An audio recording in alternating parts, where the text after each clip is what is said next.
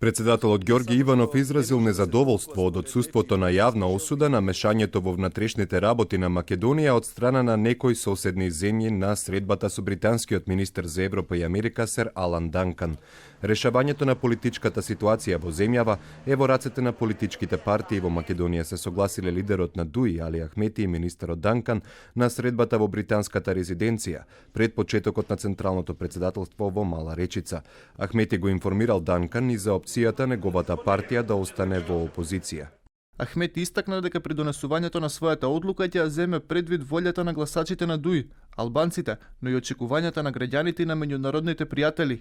Земјата се наоѓа пред многу предизвици и Демократската унија за интеграција ќе игра конструктивна улога. Поранешниот коалициски партнер на ДУИ на британскиот министер му се пожалил за непочитување на принципот за коалицирање на победник со победник.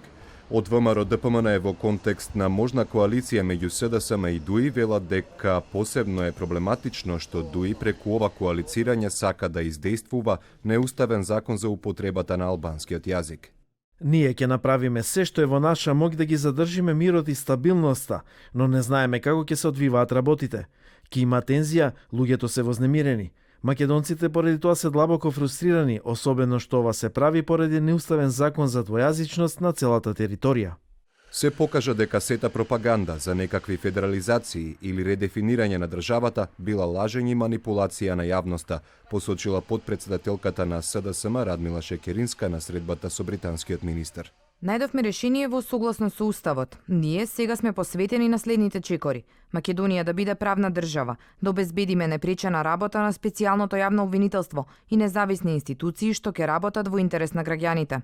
Освен со партиите, британскиот министер во текот на дводневната посета на земјава се сретна и со представниците на специјалното јавно обвинителство и министерот за надворешни работи. Неговата посета претходи на доаѓањето на шефицата на европската дипломатија Федерика Могерини идната недела.